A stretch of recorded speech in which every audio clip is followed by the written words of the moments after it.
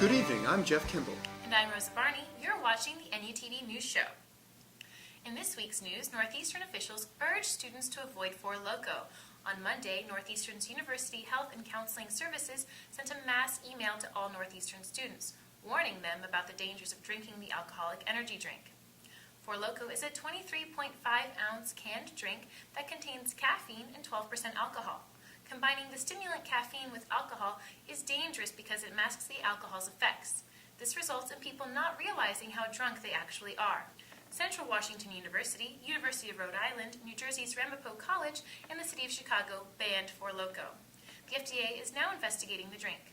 Gallery 360's new Chinese art exhibit features the art of contemporary Chinese artist Liang Changsheng. NUTV's Alana Matos takes a closer look at the world of Joyblins. For the first time ever, Northeastern University's Gallery 360 is presenting a Chinese exhibition by the artist Liang Changsheng entitled The World of Joyblins. This exhibit exposes a magical world in which there are no mundane desires, all inspired from the artist's dreams. In my childhood dream, human beings can fly.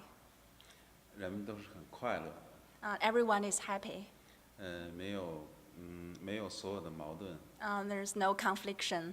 The artist presents this through traditional line drawings, paintings, and even sculptures. It's really different from how American art is. It's less use of color, but more use of the line. So I think it's really cool. I really liked that it was like the idea of it was his dreams that he was painting, and it was like he thought they were real, and the reality, and like what's real and what's not. One of his most popular pieces of art is a massive line drawing entitled The World of Joyblins, which exhibits modern characters in cartoonish and illogical shapes.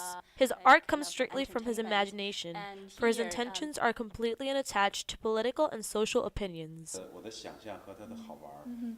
I didn't mean to mimic or to criticize or to compliment any one of them.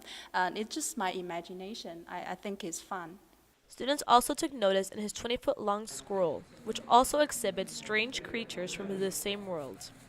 In an effort to expose more Asian culture to the campus, this is the first big event that the Asian Studies program has brought to the university. I believe that Asia is one of the fastest developing regions of the world. There will be a lot of opportunities for our students to work in Asia in the future. So we wanted to expose our campus to this incredible development in Chinese contemporary art. The exhibit lasts until November 8th. Until then, for NUTV, I'm Alana Matos.